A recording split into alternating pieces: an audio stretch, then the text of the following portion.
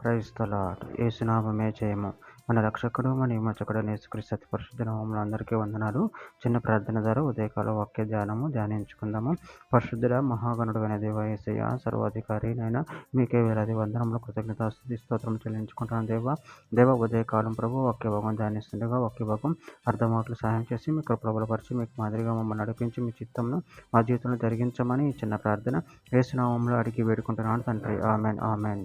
ద్వితీయోపదేశకాండం 8వ అధ్యాయం 7వ వచనము. నీ దేవుడైన యెహోవా నిన్ను మంచి దేశములో ప్రవేశపెట్టును. అది నీటి వాగులను, లోయలలో నుండి కొండలలో నుండి పారు ఊటలను, అగాధ జలములను గల దేశము. ఆమె దేవుడి వాక్య భాగం దీవించును గాక. ప్రభునందు ప్రియులారా, ఇక్కడ వాక్య భాగంలో గమనించినట్లయితే, నీ దేవుడైన యెహోవా నిన్ను మంచి దేశంలో ప్రవేశపెట్టును. అది నీటి వాగులను, లోయలలో నుండి కొండలలో నుండి పారు ఊటలను, అగాధ జలమును గల దేశము.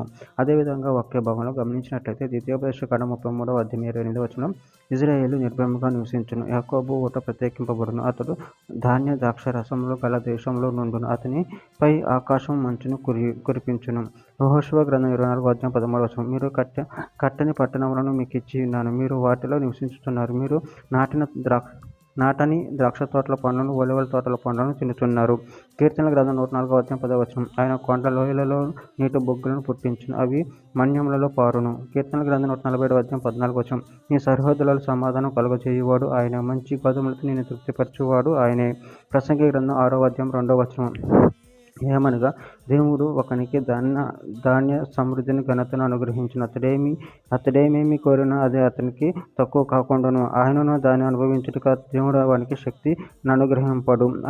అన్యుడు దాన్ని అనుభవించును, అది వ్యర్థముగాను గొప్ప దురవస్థగాను కనపడుచున్నది. యెషయా గ్రంథం 36వ అధ్యాయం 17వ వచనం, అటు పిమ్మట మీరు చావక బ్రతుకున్నట్లు నేను వచ్చి మీ దేశము వంటి దేశమునకు, అనగా గోధుమలను ద్రాక్షరసము గల దేశమునకు, ఆహారమును ద్రాక్ష చెట్లు గల దేశమునకు మిమ్మను తీసుకొని పోవదును. యెహోవా మిమ్మను విడిపించునని చెప్పి హిజ్కియా మిమ్మను మోసపుచ్చుచున్నాడు. హెజ్కేలు గ్రంథం 19వ అధ్యాయం 10వ వచనం, మరియు నీకు క్షేమము కలిగి ఉండగా నీ తల్లి ఫలభరితమై తీగలతో నిండి ఉండి విస్తారమైన జలముల దగ్గర నాటబడిన ద్రాక్షవల్లి వలె ఉండెను. చివరిగా ఒక మాట, మలాకీ గ్రంథం 3వ అధ్యాయం 12వ వచనంలో, అప్పుడు ఆనందకరమైన దేశంలో మీరు నివసించారు కనుక అన్ని జనులందరూ మిమ్మల్ని ధన్యులందరినీ సైన్యములకు అధిపతియగు యెహోవా సెలవిచ్చుచున్నాడు. ఆమె దేవుడి వాక్య భాగం దీవించిన కాక చిన్న ప్రార్థన చేసుకుందాము. పరిశుద్ధుడ ప్రేమ కలిగిన దేవ యేసయ్య, మీరు ఇచ్చిన ఒక్క ధ్యానాన్ని బట్టి మీకు చెల్లించుకుంటున్నాను తండ్రి. మమ్మల్ని సమృద్ధి గల చోటు నడిపించి దేవుడు మీరే ఉన్నారు. ప్రభావ మీకు చెల్లించుకుంటూ మీ ప్రేమ కృపలో మమ్మల్ని నిరంతరం కాచి కాపాడమని చిన్న ప్రార్థన యేసు నామములో అడిగి పెట్టుకుంటున్నాను తండ్రి. Amen amen.